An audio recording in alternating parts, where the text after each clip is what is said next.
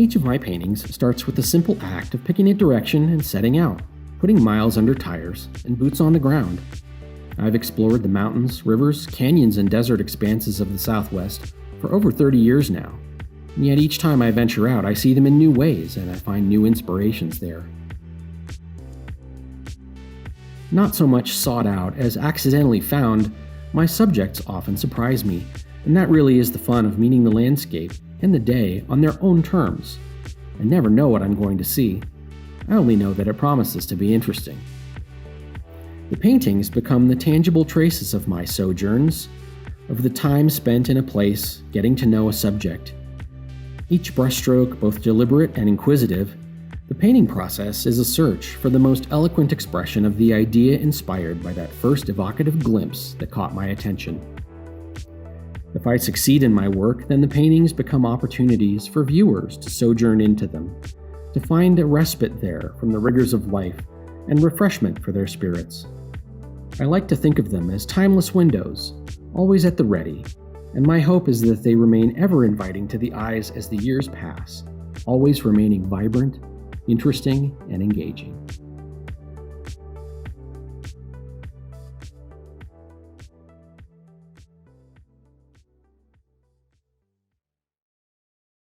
Hello, Stephen.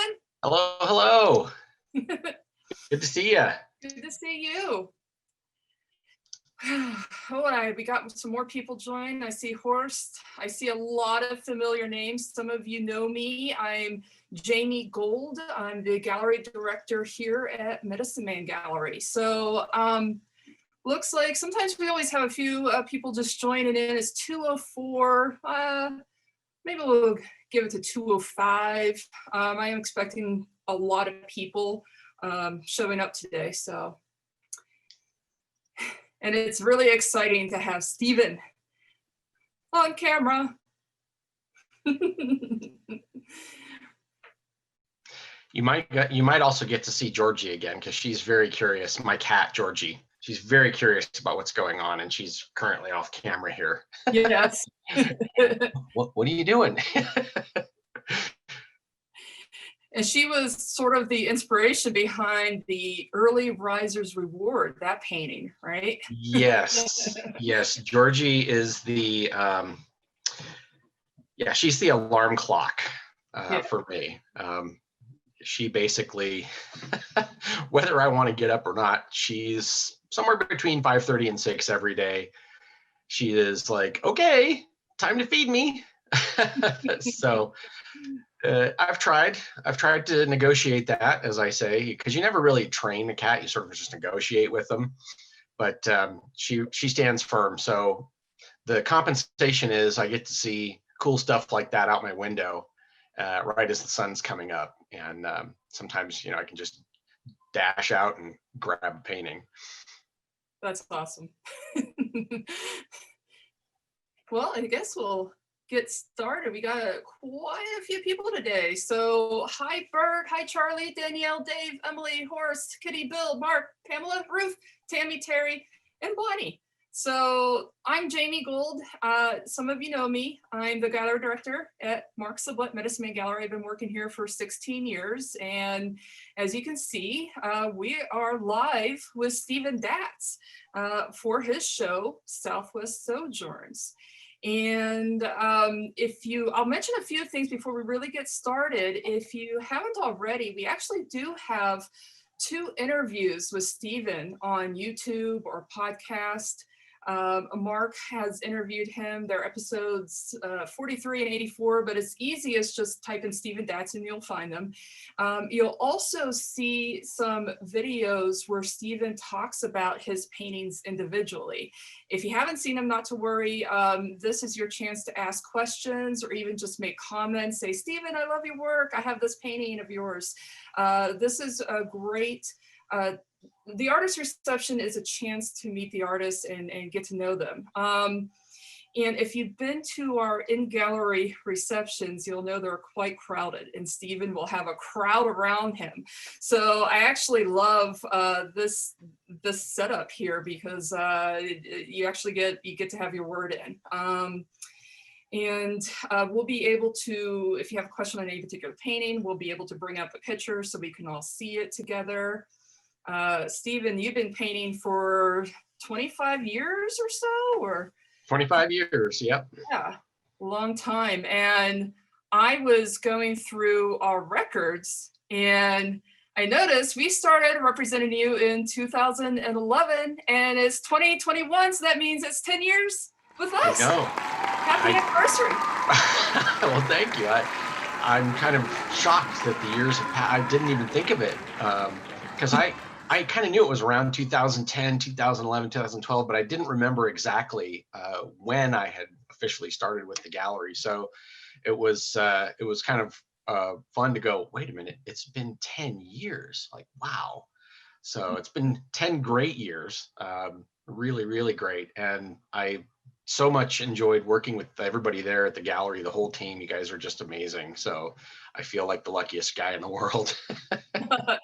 It is really great working here. I mean, I mentioned I've been here for a long time, but there's a lot of people behind this camera, behind the scenes of the gallery. We've all been here a long time. It's like a work family, and our artists are a part of our work family. And what's great, I should have had like a subtitle for your show, Southwest Sojourns, 10-year anniversary or something, but I didn't think of it either. And the show is very successful opening day, and we've already sold 15 paintings and only 5 remain. So Patrick is showing the shows for people to see them on the wall. They do look good. You guys did a great job hanging it. Well, most importantly, you did a fantastic job at the paintings. We can't have it without you. That's a beautiful shot with the large painting, spirit level. Yeah, that's the centerpiece of the show this year. And that was the one that was on the cover of Western Art Collector. And it's one of those paintings that, I should just, as a sidebar note, with the digital imagery, every iteration that you get away from the original, it changes a little bit. I look at some of these images and I go, that doesn't look like I remember it. But that was a painting that was one of my very first views of Canyon de Chelly. So this painting actually came from my very first visit. And right away, of course, the first thing you do when you're in a location is you get up and you scout. So first light, you get up, you drive out. Yeah, here's the small one, the study for the bigger piece. And so this is one of those, I think, well-known views from the canyon rim. You'll see this probably a lot in other places, but a lot of the views that I had seen were at sunset. And so I thought, well, I'm curious what this looks like in the morning. So I went up, as early as I could get up there. It took about 20 minutes to get up to the viewpoint from the hotel down in town. And I was just amazed. It was really interesting. And what kind of got me about it was just that sense of space in the canyon.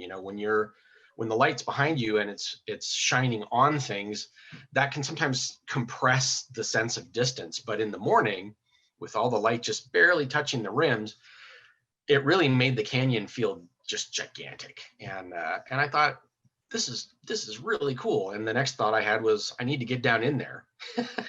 So I ended up hiring out a guide, a Navajo guide, which you can't go into Canyon de Chelly without a guide. And we actually jeeped. If you look just to the left, kind of in the middle of the painting of the big rock, of Spider Rock there, you'll see a little clump of cottonwood trees. There's like a couple of yellow ones. There's a green one in the middle. We jeeped up to that little spot there, and I walked back kind of about over to here. And that's the spot from whence the painting in the last show, called The Beauty Way, that was the viewpoint for that painting. And that was in the afternoon, of course. But this is actually the view I saw first that inspired me to go down there. So, but this is Canyon de Chelly in the fall. there's almost no words for it, really. I mean, I'm glad that I can speak visually, because to try to describe what I was seeing in an evocative way, for me, would just probably be impossible. Yeah, looking at this painting in person, it is very rich. There's a lot of details, the layering of the paints, and almost like zooming in on certain areas of their own little painting, mini paintings themselves. And when you walk into the room, it's huge. It just kind of greets you and says, "Hello, I'm right here." And it's just it has a great presence, very strong presence. Yeah, And people ask me a lot, how long did it take you to do that painting? And I never know how to answer that question, because the thought process that goes into the painting, I consider to be work. Even if I'm not moving paint around or putting paint down, thinking about it and kind of going back and forth on decisions, like, okay, you paint a little section and then you think, all right, does that look right? Yes, no, maybe. It's almost impossible to quantify like how long.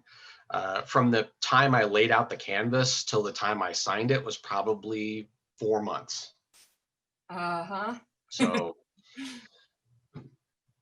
Well, that's good. And I see people are already using the chat feature. This is fantastic, because one of the things I was going to tell everybody, because not everybody is used to Zoom, is I do want you to ask questions, and I'm going to get to those questions that I see so far in the chat room. Using that feature is one of the ways to do it. For those of you who don't know, if you go to the bottom of your screen, there's a little icon for chat. It looks like little talk bubbles. And you can click on that and you'll see the chat room where you can send a message, and you can select everyone. I'll see it, Stephen will see it at the same time. That's one way to ask questions. Another way is to use the raise your hand feature. You'll notice that everybody's muted right now, and that's just because we don't want everybody just talking all at once. It gets, a little confusing. But what you can do at the bottom of your screen, there's a section called reactions, and it looks like a little smiley face, little thumbs up, little emoji cons. And if you click on that, there's an option called raise your hand. And I get to see on my end, if you have your hand raised, I can unmute you. You can ask your question or make a comment to Steve, and I'll remute you and go to the next person. So we'll go through these one at a time. I think before I get to some of these questions, Stephen, did you want to give your thoughts on what was behind the theme of the show as a whole?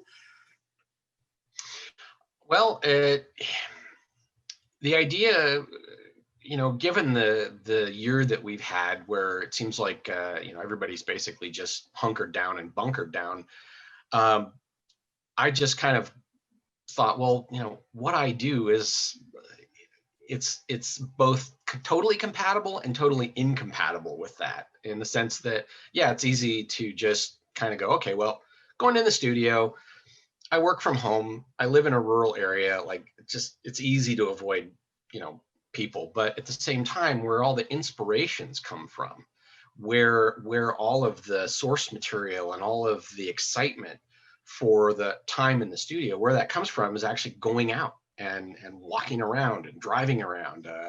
Like I said in the intro, putting miles under tires and boots on the ground. And so I kind of just went ahead, to a degree, and did a little bit of that, with the idea that, I've got to keep going here. Now, Mark kind of had the notion that, it was Southwest made sense, because that's my stomping grounds. The Four Corners is really where I've always lived and where I've always worked and what's always inspired me. So that was his suggestion, was, when we were talking about, sojourns and what can we say about sojourns, and he just kind of blurted out, oh, well, they're Southwest Sojourns because that's what you do. So, okay, yeah, that's a good title. But yeah, it's kind of one of those things where, a painting, I think of a painting as kind of it's a window that's always there. If you're having a bad day or you're feeling stressed out or whatever, it's something that you can go to. And I go to my own, art and music and things that I have. at those times when you feel kind of like, you're stressed out or the world's just getting you down a little bit. The art and the sensations that you can get from looking at it, I find it brings peace to me. It makes me happy.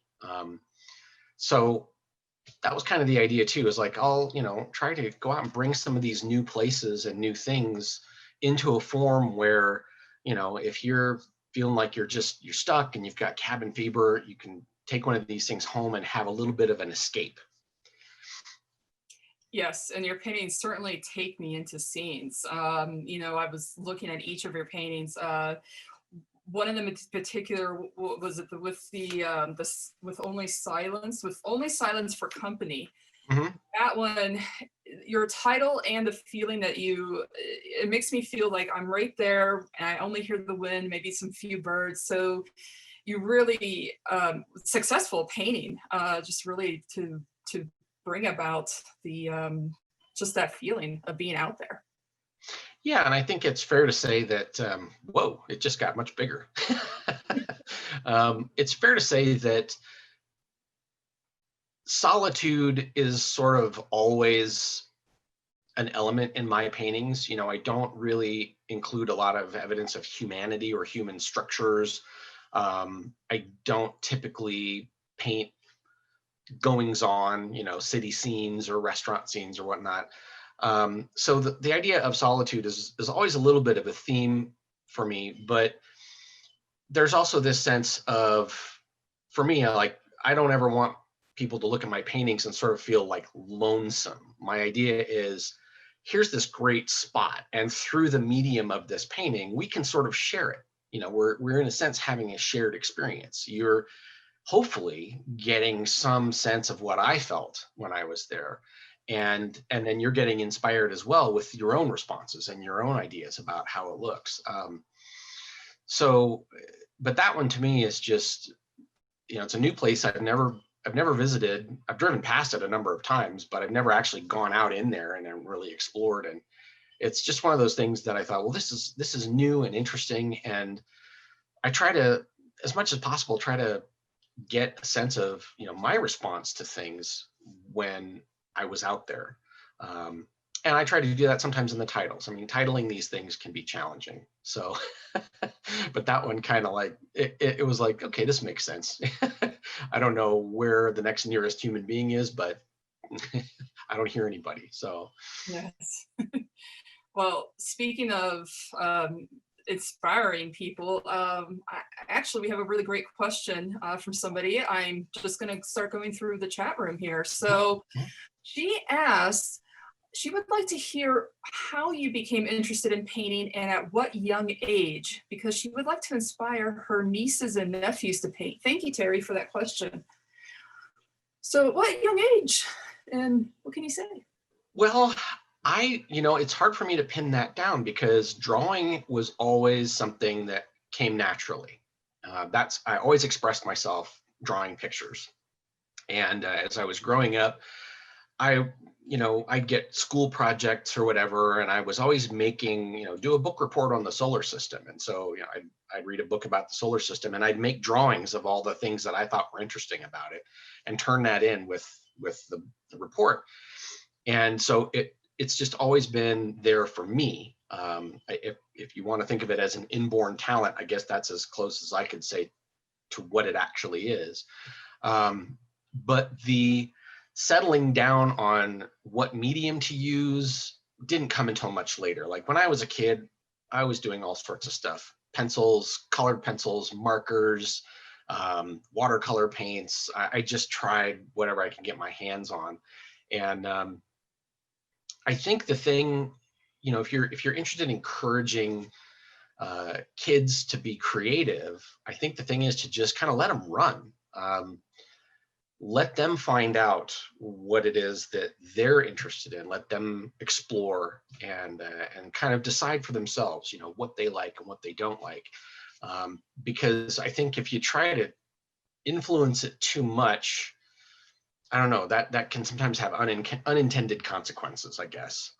Like a friend of mine that, she was always an avid outdoors woman. And so her kids were basically brought up hiking and backpacking, and, they every chance she got, they were out camping. And by the time they got to be, 15, 16 years old, they were just like, yeah, we're not into that anymore. So I think just let them run, give them support, put their pictures up on the fridge. My mom always put my stuff up on the fridge. My dad was always very encouraging, and everybody really just said, hey, you're good at this, you should keep going.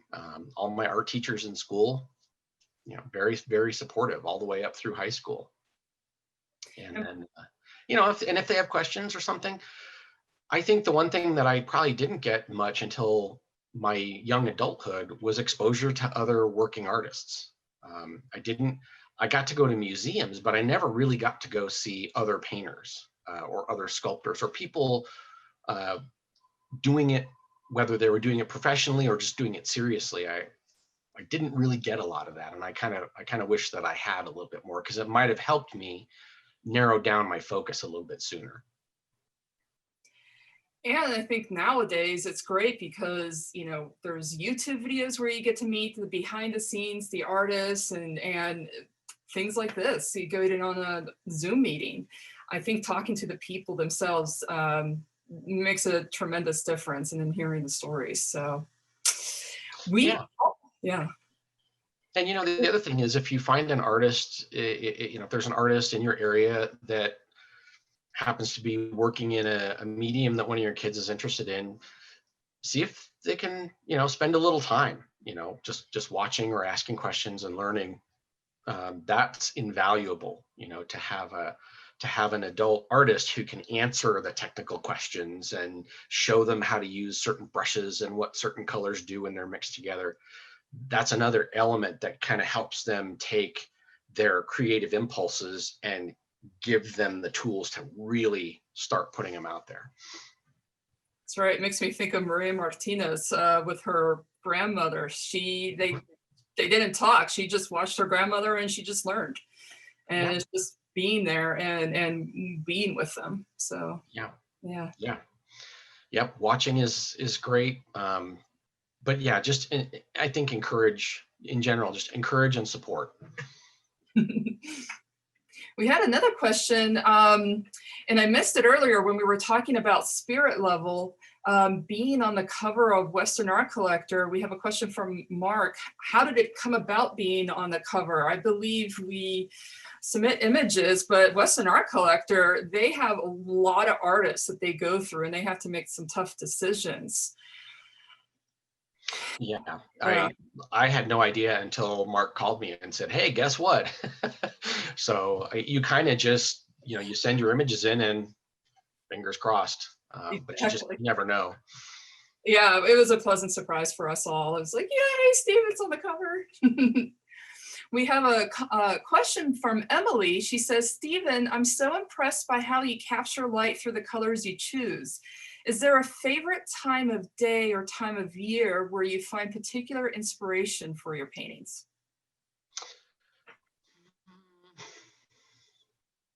I mean, like most landscape painters, I think I tend to favor mornings and or evenings. I don't tend to like to be out too much middle of the day. That's not to say there's not interesting things to paint in the middle of the day. It's just that, we sort of become junkies for drama, and sunrise and sunset are always just like, it's sensory overload. As far as a time of year, like I said, I really I try to keep an open mind and keep greeting the day on its own terms, wherever I happen to be. I mean, I've seen some fantastic things in the rain.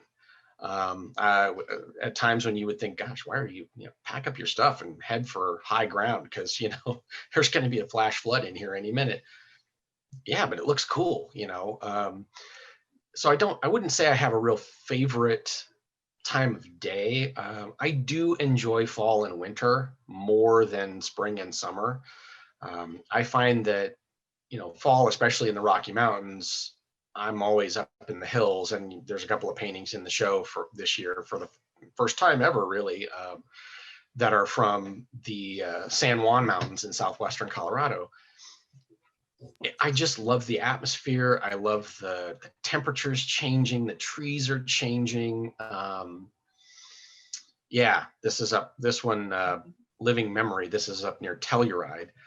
And so that's the time of year when I feel the draw, it's like, get out the door, get out the door. But part of that's because I typically do a lot of studio work in the summertime when it's too hot down here where I live to really go outside. And so I can just hole up in the air conditioning and work. But so yeah, fall and winter I find are pretty dramatic for a lot of different reasons. And for whatever reason, I love that first snowfall, like being out on that day when you get the first snow of fall. There's just nothing better than that, for me anyway. Even if I'm not painting, if I'm just sitting on the back of the truck soaking it up. And you've mentioned before in some of your interviews about loving winter and how you're made for it, how you're hot-blooded, and also snow. There's so many colors in snow. I really love the winter mix of cameo painting and just how it highlights the topography of the and that's one of those paintings too, where to look at it, you'd think, well, gosh, there's almost no color there. What are you going to paint? Like, how do you see that and go, oh my gosh, this is amazing? But it's because you do have a limited palette. So what becomes important about the painting isn't so much the colors or the contrast. It's kind of this mood and the sense that the snowflakes are coming down and they're coating all of these buttes and cliffs, which when they're not coated with snow, unless you're seeing them in low light, they kind of just look gray and dull and flat and uninteresting. But you get a layer of snow on them and all of a sudden you can see all the nooks and crannies and the structure of them. It's really amazing. If you like to study the architecture of the desert in terms of the geologic architecture of it, go out in the winter after a snowstorm and it'll really open your eyes as to how much is actually going on in these formations. It's kind of funny. It covers it up, but highlights it at the same time. It covers up part of it, Yeah. Any faintly horizontal surface is going to get a layer of snow. So all the vertical surfaces become highly, visible because they're in sharp relief. We have another question from Tammy. She says, how did you develop your very singular painting style? This is another one of those questions that I don't really know if there's a pat answer to it. So when I was going to art school, I went to Colorado State University, and they had an art program there, but it was heavily emphasizing like modern, non-objective, abstract, and kind of the only refuge for people that like to take a more traditional approach to things were either the photography program or the graphic design and illustration program. So I ended up in the graphic design and illustration program, and I did a lot of logo designs, page layouts, things that required, a geometric outlook on things and a geometric way of thinking about, how do I take this concept, distill it down to a simple shape that can be represented in black or white, or how do I take this page full of photos and text and turn it into something that has a flow and an interest so that readers will naturally want to read the whole page instead of just seeing the pictures and moving on. Somewhere along the line, that bled through into the way that I painted. I found myself gravitating always towards kind of square brushes. I found myself kind of looking at short brush strokes. And then around the first time I started plein air painting, about 1995 or so, I was introduced to the work of a California impressionist by the name of William Wendt. And William Wendt has a very kind of geometric blocky style. And the first time I saw that, it just blew me away. I was like, this is amazing. And it just somehow it just made sense to me.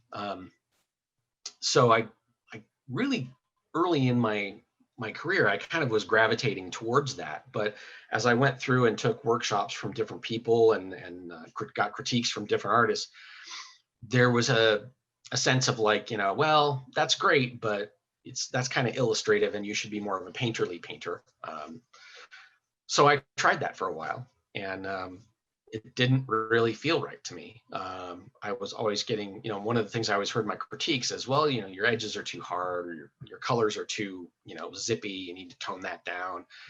And I just always thought, well, it doesn't feel right. I tried to do it, and I was never happy with the paintings that I got. So I was already gravitating back towards that more geometric approach in both the thought process about the compositions and in the application of the paint. And then I happened to meet Mark Sublette, and he really kind of said, this is interesting, that I'm not seeing anybody else do this sort of thing. You should probably see where this goes. And so I feel like he finally was the guy that, is like, do it, and gave me the push that I needed to just say, okay, this is how I'm going to work now. And then just let it go. Like it's not an affectation. I'm not deliberately trying to make this stuff look a certain way. It's kind of like handwriting. Everybody's handwriting has a certain look to it. And that the way I paint is just kind of, I guess, the way my brain works. So yeah, and I hope that answers the question. I think it's great. It's like I remember watching your interviews with Mark, and you said how, growing up, you were good at math and science, and you have this analytical brain. And I think that really translates through to your art. You're figuring out, it's like little puzzle pieces of this painting with all the angles. And Desert Radiance, Patrick, if you want to bring up that painting, is one of my personal favorites in this show. Just the angles of the shadows, and then the shadows that go offshoot from it, perpendicular, from the bushes in the foreground and the background. And I know this happened to be like a happy accident that you came across. Yeah, this is one of those that if you can get to the gallery and see it in person, I think you'd agree, Jamie, there's just something not quite, it really does just seem to shine, I think, in person. The image almost gets it, but not quite. This was just me getting lost, basically. Long story short, just me getting lost. And I was, this is actually, it surprises people to learn this, but this is actually Southern California. And I had been at a thing in Laguna Beach, and and in the fall, anytime there's a Santa Ana wind, like everything, they brace for a fire. It's like all the inland parks are shut down. And one of the things that I wanted to do on that trip was kind of get up into some of these canyons and things around Laguna to see some of this great golden light that William Wendt and Edgar Payne and some of these other California Impressionists painted so well. Well, all the parks were shut, like literally gated and locked. And if you were in the parking lot before they shut the gate, you basically had to like get out, or they would put a boot on your car and you'd be stuck there. So in frustration, I just sort of said, well, all right, there's got to be some public lands inland from here where I can still see some similar scenery. And so I drove inland for a while, and I don't really know where I was. I wasn't paying attention. I don't really use GPS. I tend to prefer paper maps. And it just was a happenstance. I just came across it and went, oh, this is kind of cool. And I was running out of daylight anyway. So I stopped and I did a little field sketch for it. And by the time I got done, it was dark, and I had no idea, like none of the roads I was on seemed to have any indication of what they were called. There was no street signs. So this is one of those paintings where I'm not sure I could ever tell you exactly where it was, or how to get back. Typically I remember that stuff pretty well, but I got out of there at dark after taking a couple of blind, wrong turns. But to me, it's one of the things, it captured something that the desert really does so well, which is just, it soaks up all this glorious light and it just throws it right back at you. I mean, it's almost intense enough that you can feel it. Yes, and let's see, we do have some other questions. But Desert Radiance is one of those paintings that when I enter the room, it pops off the wall. So the picture doesn't do it justice, And probably. But I'm happy that I was able to present it with this show because it's been on the to-do list for about 4 years. And to a degree, there was an element of me figuring out how I was going to approach it, and how I was going to try to handle the color and everything. So that's why I say, like, how long does it take to do a painting? I don't know. I was thinking about that one since the day I got off that hillside, and I just finally figured it out. So. And there's that, how long does it take to do a painting, but also how many paintings are you working on at one time or thinking about, or how are you developing the show? There's a lot of paintings that get into the mix and you pick the supremo ones. I made up a word. Can you talk about that for this show? What, maybe some of the behind the scenes?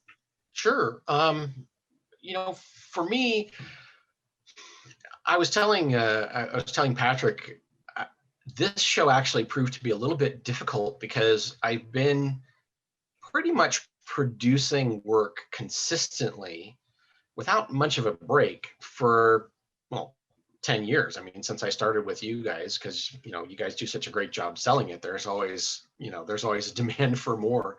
And I actually had a moment this summer where I had so many ideas, I couldn't decide where to start. It was, I would like to say, kind of like writer's block, I guess, artist's block, but not because there was no ideas. It was just, there were so many things. I thought, oh, this would be cool. Oh, this would be even cooler. Oh my God, this would be even cooler. And I make working lists, when I'm getting ready, of all the things I think I want to work on for a show.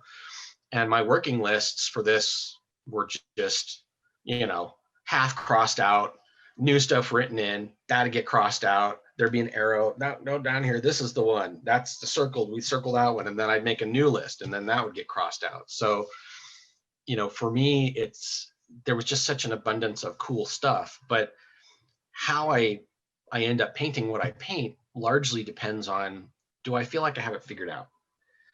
I like to go into a painting, at least in the introductory stages of painting it, with somewhat of a process of like, okay, I know how I'm going to approach this. I know what colors I want to mix for my basic tones.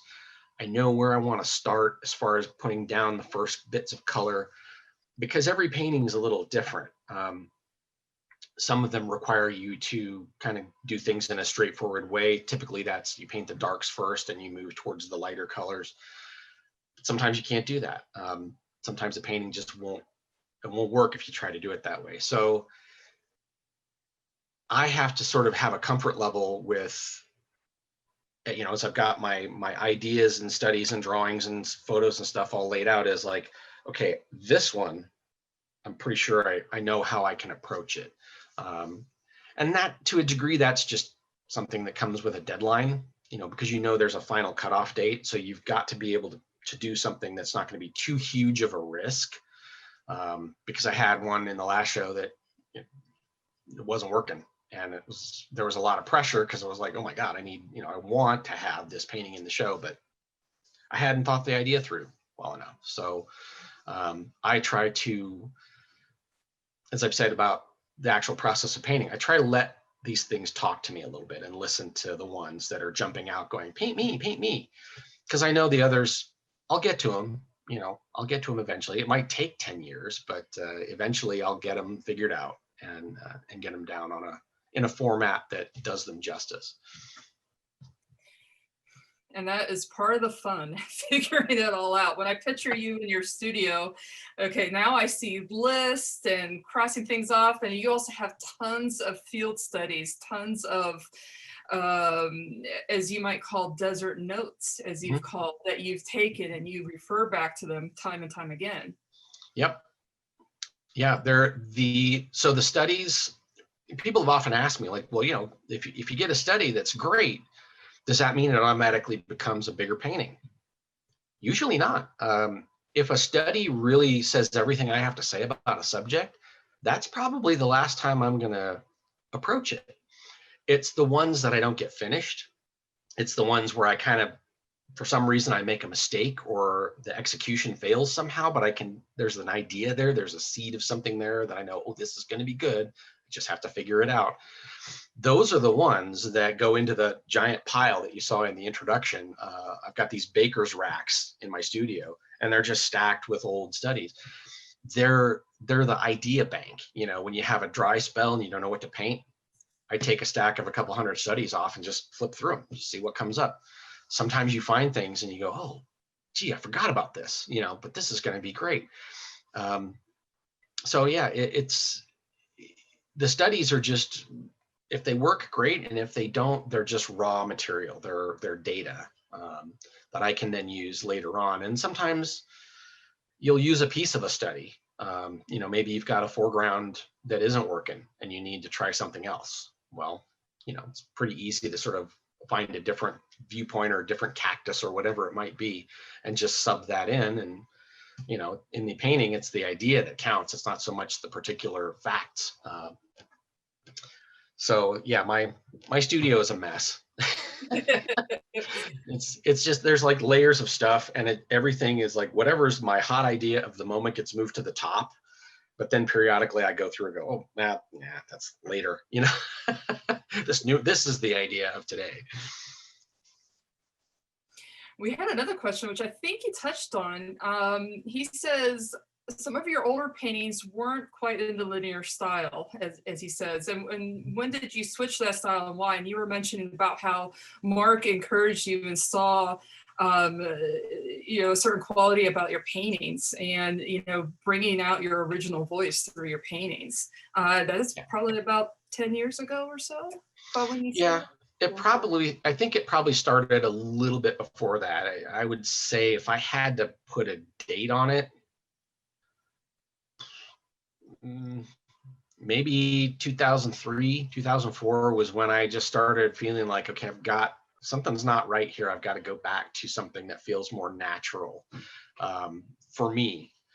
And, that it's difficult when you've been lucky enough to meet a few of your artistic heroes and get some advice from them or take a workshop from them or whatever. There's definitely, as a student, there's kind of an urge to get that approval. You want to do a good job and show the teacher your sketch and have them go, you did it, nice job, you nailed that one. And in about 2003, I think, I was really actively trying to get myself into a few more galleries. And I remember one gallery in particular that I went to, they actually, I went in there because they had paintings from some of these guys that I had learned from. And I thought, well, this would be great because this is a nice gallery and these people clearly are good at their jobs, and it'd be great to have a gallery like this representing me. And I set up an appointment, went in and had an interview with the gallery director. And the gallery director said, well, I like what you're doing. I like your work. I think you're going to be a strong painter, but I see a little too much of your teachers in your paintings. And she just kind of gestured around, and it's like, yeah, I couldn't argue with that, because that was, those methods and those approaches were very much in the front of my mind at that time, as I'm still trying to sort out, like, who am I as an artist? What do I want to say and how do I want to say it? And so hearing that was a moment for me where I sort of went, okay, I've got to stop fighting the natural tendencies and, just let myself kind of find out how will I paint if I'm just letting myself paint with no voices in my head, no angels on my shoulder. And so that's where it really started. And I started getting positive responses from my other galleries where I was showing. I started having people come in and go, oh, I like this style. This is really unique. I've never seen anything like this. And so by 2010, I think, or whenever it was I met Mark, that switch over was already in progress. It was just kind of that, hearing that critique from Mark, who was seeing it from an art dealer and an art historian side of things, that really sort of made me feel comfortable. It's like, okay, this is the right path. You're on it. Keep following it. And it takes a long time to find that voice, that painter your originals. This is what Stephen does. This is what you do. Yeah. You've put hours and hours of plein air paintings on behind you. You were saying to Mark about in like 1 year or 2 years or something, it was like 2,200 paintings. What was that? Like, how many did you paint of going out on plein air? For the first 3 years of my young plein air career, I mean, I was absolutely terrible. I was completely overmatched by the landscape every time I went out. I knew I was going out to get my butt kicked. It just was a question of like, how good of a fight can I put up? Can I go 5 rounds or 10? And I think during that first like 3 or 3.5 years, I was going out every possible time I could to paint, even if I had been working, like I had other jobs during that time. I'd finish up and my stuff was always in the car. I'd just go find a spot and set up. So I think it was something like 2,000 paintings in 3.5 years during that initial first push. And I started to slow down gradually after that. What surprised me was once I actually got a hold of a studio, how much that eats into your plein air time, because you might spend a week or two in the studio on one painting. Whereas that week or two outside at that time in my career would have probably produced, I don't know, 30 or 40 field studies. Yeah. Maybe more. Wow, it's a lot of work. Yeah, that's, the one constant you hear from professionals, no matter what they do, is, it's mileage. It's not years, it's mileage. You got to put the mileage on the brush. And while you're doing this mileage, we have another question from Bert. He says, do you usually begin your paintings in the field or wait until you get back in your studio? Do you take photographs for your subject? Do you use the photographs for reference? Yeah, I mean, all of the above. Yeah. When I first started out, I thought there was kind of an orthodoxy to how things should be done, and that, you should always begin in the field. You should never rely on photos. It's X, Y, and Z. You should always start with small drawings. Well, that's great if you have the time, or if you're in a situation where the scene that you're seeing is not changing quickly. But it's pretty darn difficult to get, transitory cloud formations moving through a canyon with a sketch pad. I mean, unless you are really a fast drawer. And I never was that fast, because I was always thinking in terms of like, okay, shapes, compositions. So I was never that ace with the pencil where I could just in 30 seconds jot down something and have an impression of it. So for me, the camera became an essential tool, especially for the fleeting moments or the things that you think, I don't know when I'm going to see this again, like snow in Tucson. I have not yet seen that again. I know it's happened a couple of times, but I've never been lucky enough to be there.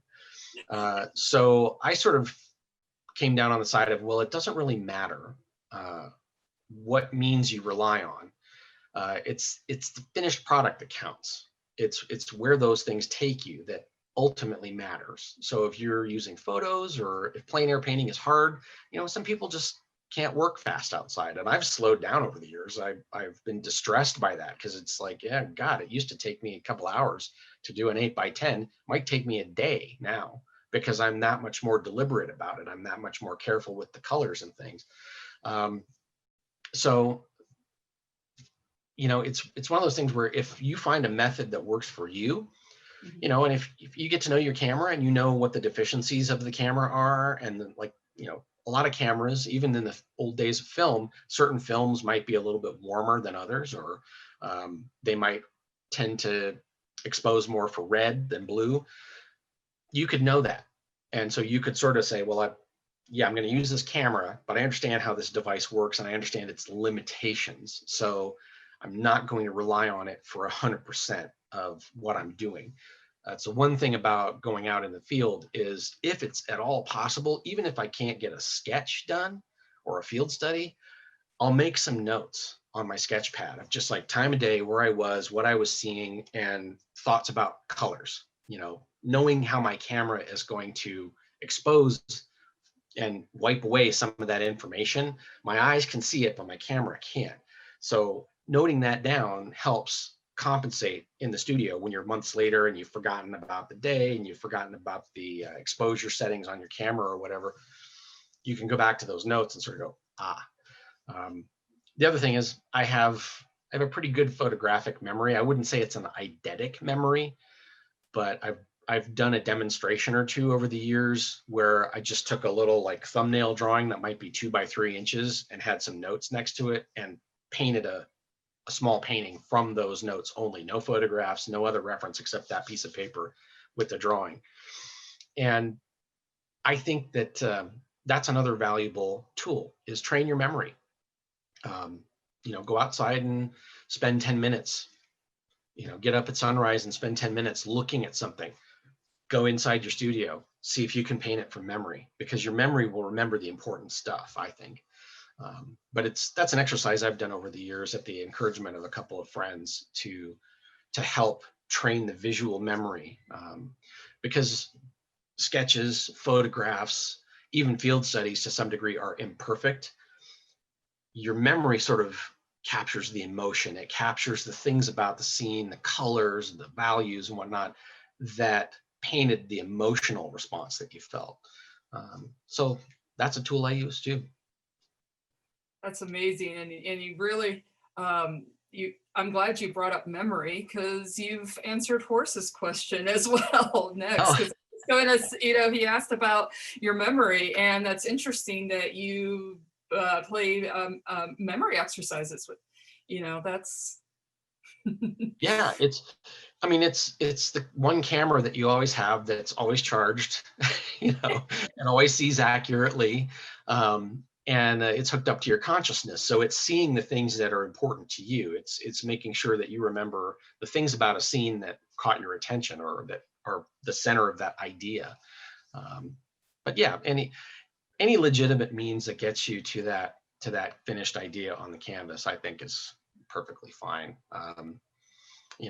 Even if you come back in and I've done this occasionally, you come back in and you look at a photo and you think, this is more or less right. I just need to push the yellow 5% or something, and that's what you rely on, because that's your memory talking. You see the photo and go, this is too blue. I need to push a different color. And it all comes with experience. Like, that's the thing about working all the time, thinking about the stuff all the time. You're going to build up kind of an intuitive competence to where you don't have to think about stuff as much every time. You just know, like, okay, this is how to draw it, or this is how to shoot it, or whatever. Perfect. We had another question, and this might even play off when you're out in the field and other artists that might have influenced you. You've mentioned William Wendt. Terry asks, who are some other artists that have influenced your painting? Oh gosh. Do you want the whole list or just the top 10?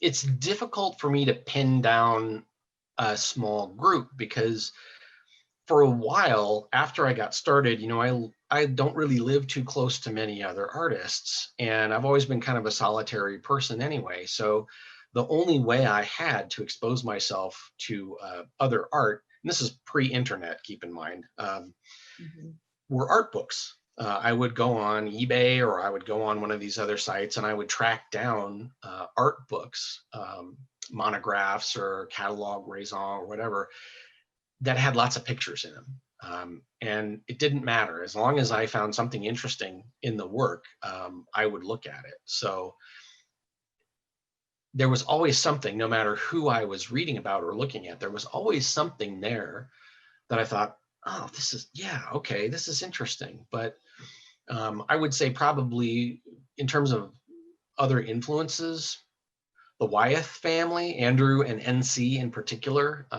I have some of the latter day published, they're not original editions, sadly, but I have some of the more recently published editions of things like Treasure Island or, The Mysterious Island, things like that, that NC Wyeth illustrated.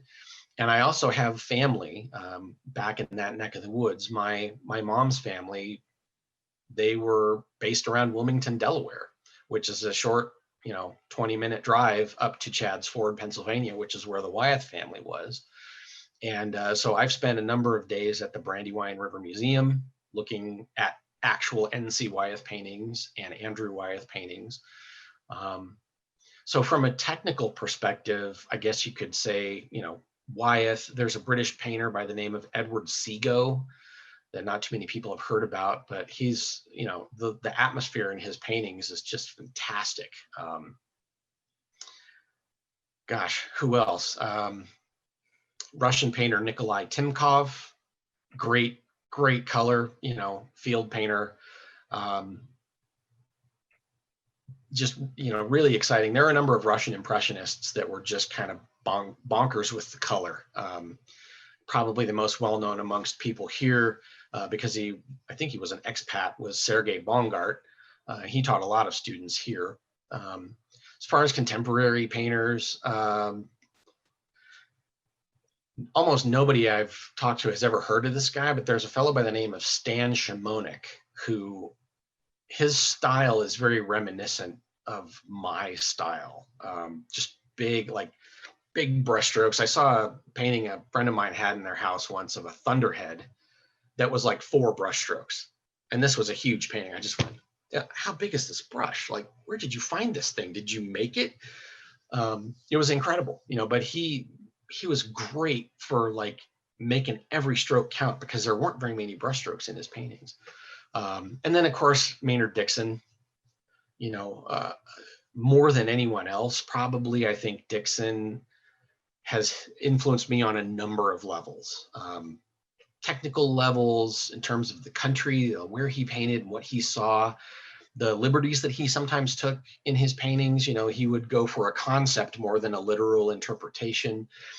And then just, he was his own man. He was his own guy. And to live through the kinds of things that he lived through and live with the kinds of things that he lived with, and to be able to do what he did, is incredible. He was a very intelligent and very gifted painter and man.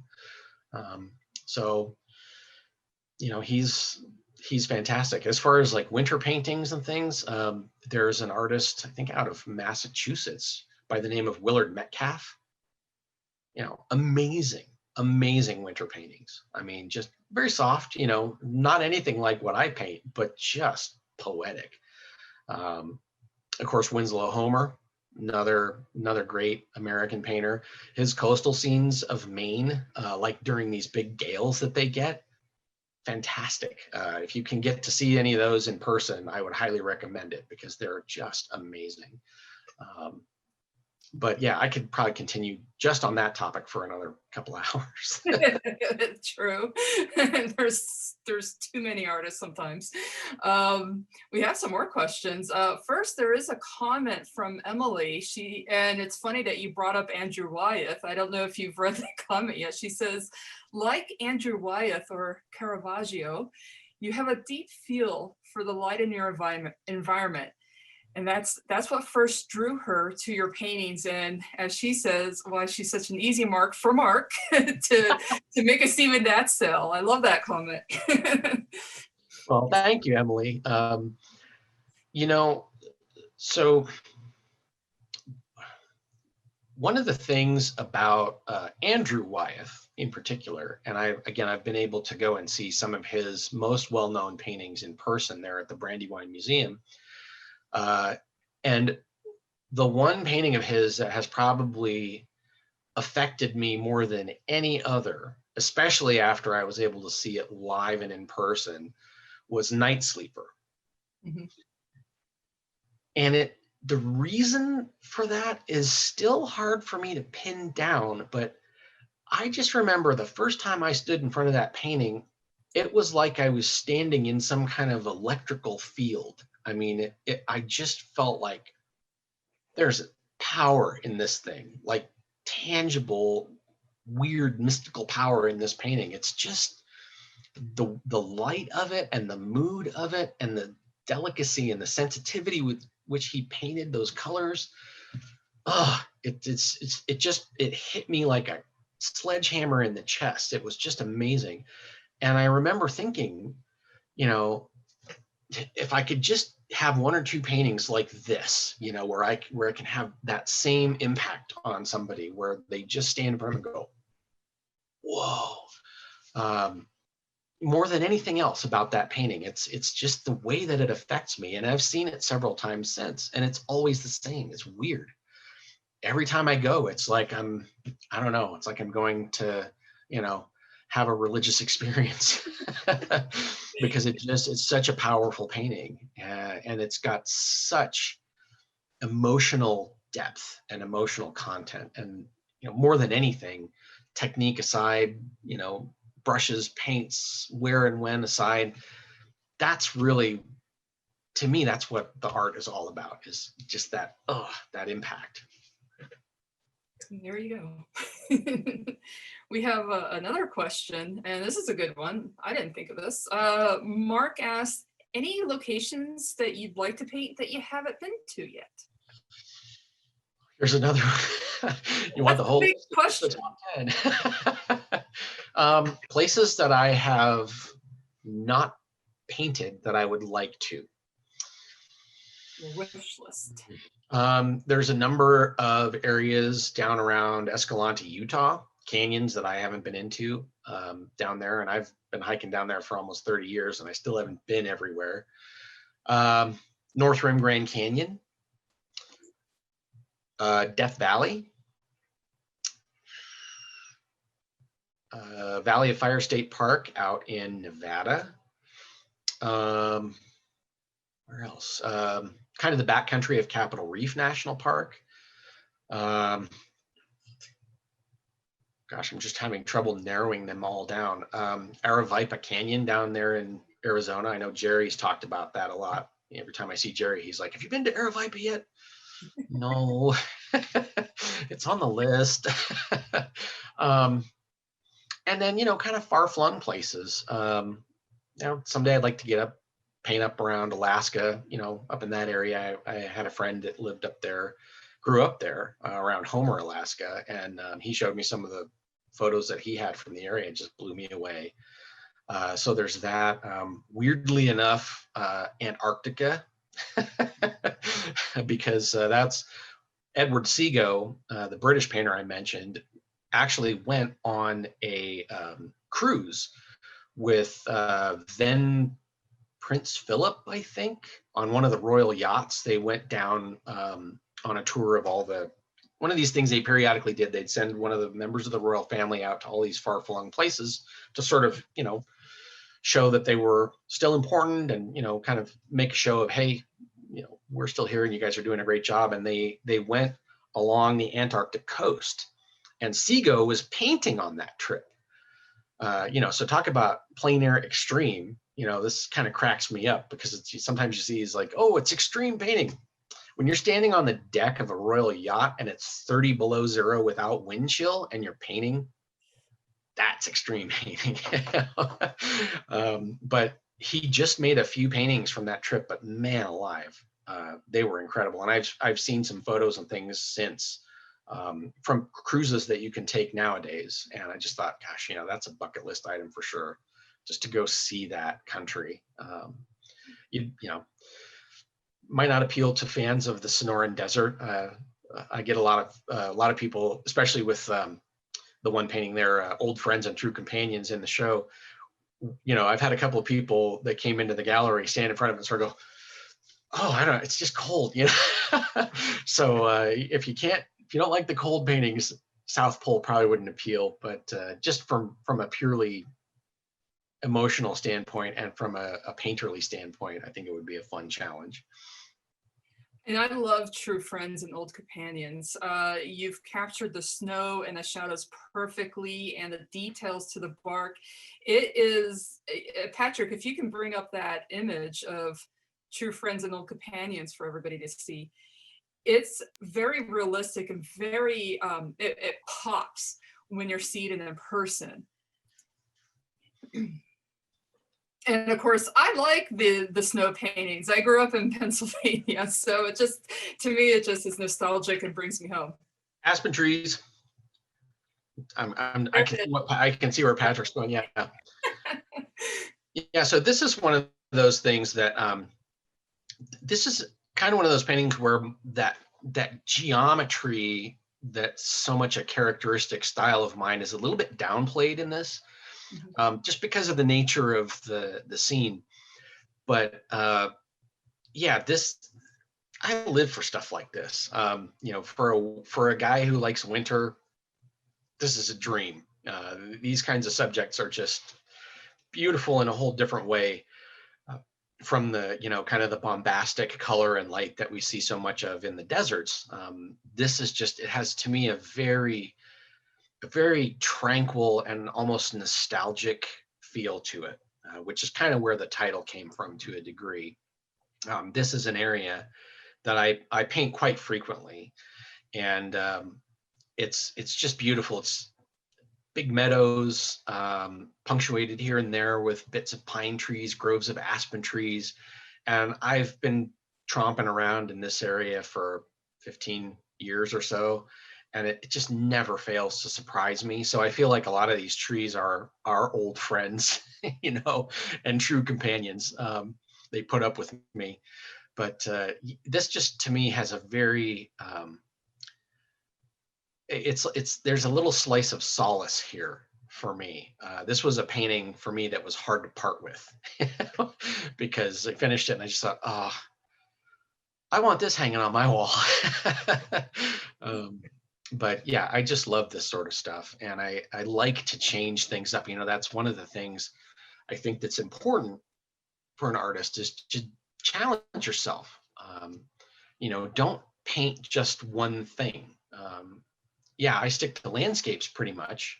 I occasionally will venture into a floral or a still life, but I'll paint any landscape. Doesn't matter. Doesn't matter if it's back east in the Brandywine River Valley or in the Sonoran Desert or in the mountains of Colorado. Like, there's so much of interest everywhere. I often lament that it's like, I'm never going to get to paint it all. It kind of bothers me because I know every single day I go out, I'm going to see something fantastic and just go, oh man, this is amazing. And nature gives us a lot to enjoy, so it's never ending, which is great. And speaking of that, the next question is, when you're on vacation, do you separate painting work from vacation? Do you paint while you're on vacation? That depends. It depends on if I'm going for vacation. I can't turn off the artist brain. It's always running everywhere I go. It drives my wife crazy sometimes because I'm driving down the road and I'm looking over my shoulder and she's like, watch the road. And so, if I'm going somewhere for recreational purposes, then yeah, I have to pretty much deliberately not take anything, painting related to keep myself from having the temptation to do it. But at the same time, I usually always have my cell phone, and those have cameras now, which is like the greatest invention ever. I resisted getting a smartphone for so long, and I don't understand why, because I'm like, oh, there it is. So for example, like we took a trip a couple of years ago to Mendocino, California, and I didn't take any painting gear, partly because I was flying, but partly because it was supposed to be a break. It was supposed to be relaxing. But I did take a sketchbook and I did have my camera, and there will be some paintings from that forthcoming eventually. So I find inspiration everywhere I go, whether I'm there on vacation or whether I'm there to paint. And it's really just a question of, do I discipline myself to sort of say, yeah, that's cool. I don't have to paint everything that I see, so I can just relax today and, take a stroll or whatever. But I find that stuff sticks with me, even on purely recreational, trips. It's like I'll have things that stick in my head. It's like, ooh, that was awesome. I got to paint that.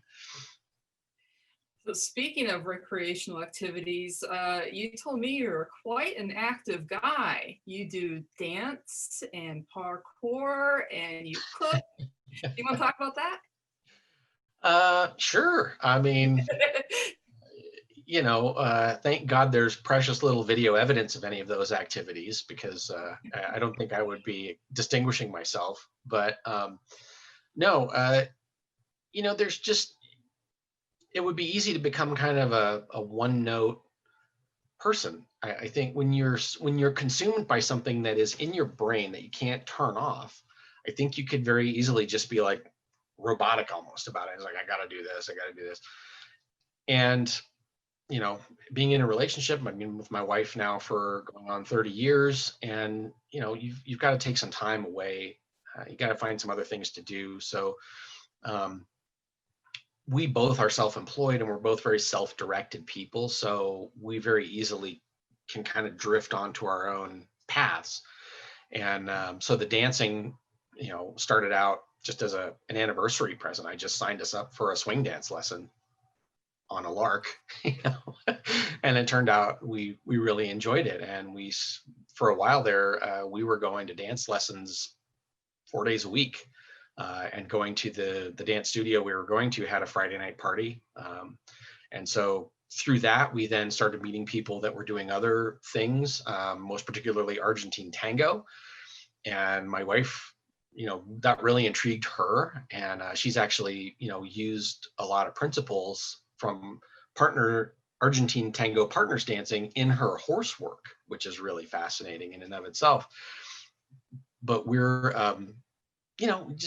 we enjoy it. And it's one of those things where I've tried to persuade others, like, oh, you should come, come take a lesson, come, just come try it out. And oh no, I can't dance, I have no rhythm or whatever.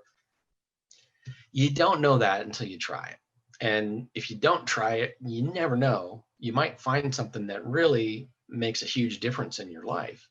And the same thing with the parkour. I mean, we were watching a video that came out of the BBC, I think, about fitness. How do older people stay fit? If you don't want to go to a gym, or you don't want to, you don't want to do the more traditional kinds of things. And basically, it boiled down to like, well, you can go hiking, or there's this outfit in Britain that is doing parkour classes for seniors. And we watched this video, and it was like, there's 75, 85, 90-year-old people doing these obstacle courses in this park.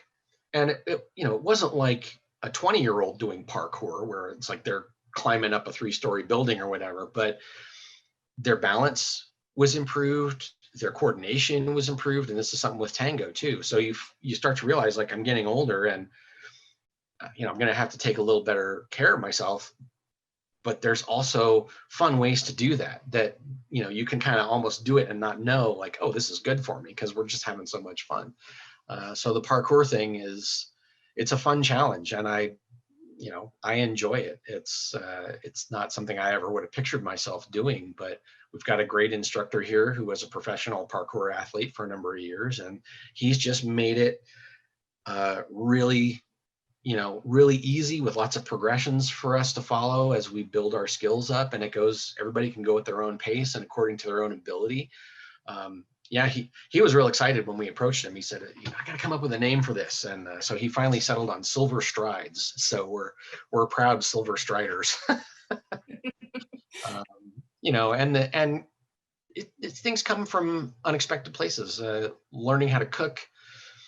I had some experience working at a restaurant. That was one of my jobs that I did when I was just getting my career started. And, working in a restaurant kitchen, you learn a few things, you pick up a few things. And my wife's first job was managing a large horse property up in the hills above Carbondale, Colorado. And she was on call 24/7. And there'd be evenings where it's like, I don't know when she's going to be home. I don't know how she's going to feel when she gets home. And so my schedule at that point was flexible. Once I was done painting for the day, or once it got dark, whichever came first, I had nothing but time. So I thought, well, I'll learn how to cook. I'll learn how to make some food so that at the very least, I have something to eat for dinner. And, she'd come through the door dragged out from an exhausting 12-hour day. And it was nice to be able to say, here, have chicken cacciatore or whatever, it made her feel like all that hard work was worth it. So I think you just have to, I don't know. I've always felt like I was a bit of a Renaissance guy. So if you find something that's interesting to you, take a chance, see what you find out. You lose nothing in the try. As you said to me the other day, life feeds art. Who was the artist that said that? I think that might have been Edgar Payne. Mm-hmm. Yeah. You got to live a life to feed the art. You can't just be an art machine. You have to have other experiences, because those things inform your artistic sensibilities. I was just seeing here another question from some guy named Patrick. Asking if I get inspiration from other forms of media, movies, music, literature, etc. Yes. To a degree, all of the above.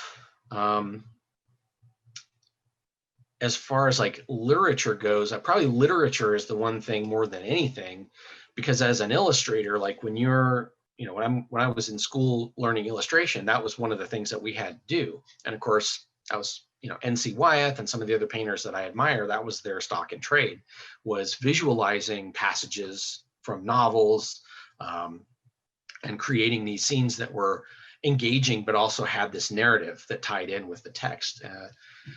I've often thought, I've never really found the time to do it, but I've often read books and had illustrative ideas come into my head about like, oh, it would be fun to just for a total lark, just to paint, a scene from this novel, just for fun, just to see what would happen. And of course, being a landscape guy, I always tend to lean towards landscapes more than anything else. But I'm a great fan of like fantasy art and fantasy illustration, science fiction art. John Berkey is one of my favorite painters, and he was a well-known guy in the 70s and 80s who did sci-fi, spaceships and all kinds of stuff. He illustrated a huge number of books. So literature, definitely. Music,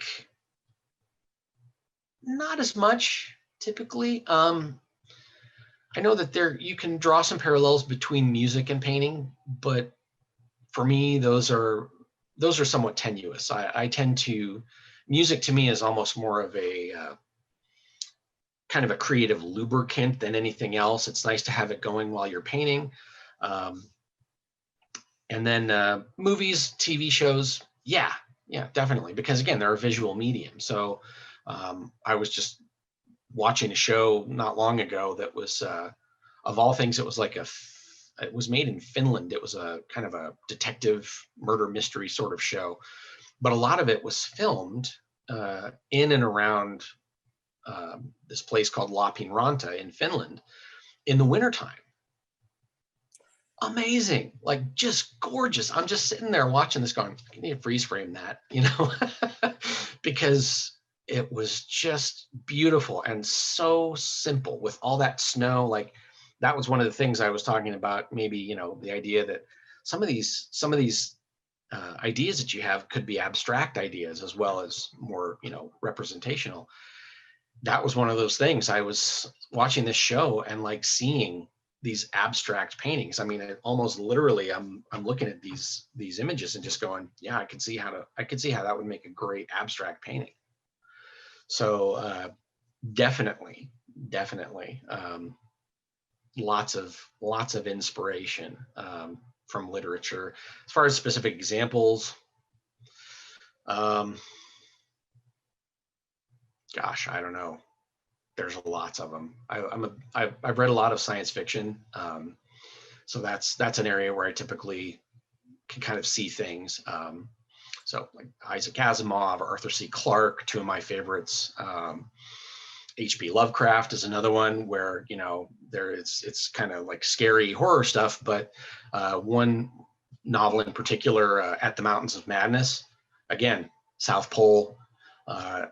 that one I've thought, oh, there could be some cool scenes, if you were going to illustrate this, there could be some cool scenes from that.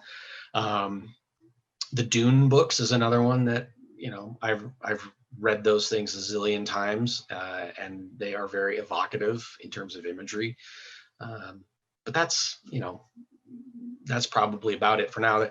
Sometimes things just come to mind that have nothing to do with a particular book or story, but they're related to that genre. So sometimes looking at photos like, Voyager photos or things like the Cassini probe when they went to Saturn, I'll see photos of the Saturn and some of its moons and just go, oh man, that looks like a painting. That's gorgeous. Well, I think this has been awesome. I think we're probably going to wrap it up. If anybody has any more questions, please go ahead and type it in. There was a comment, I don't know if you saw it, Stephen, that Ruth had mentioned. She's actually run into you twice at Sabino Canyon while you're out on the scene painting. So I think that's wonderful. Yeah. You'll see me again. So if anybody has any questions, I'm not seeing any come through. I think we've talked about a lot, and we got to see a bit about Stephen and Stephen behind painting, and the active Stephen, the dancing Stephen.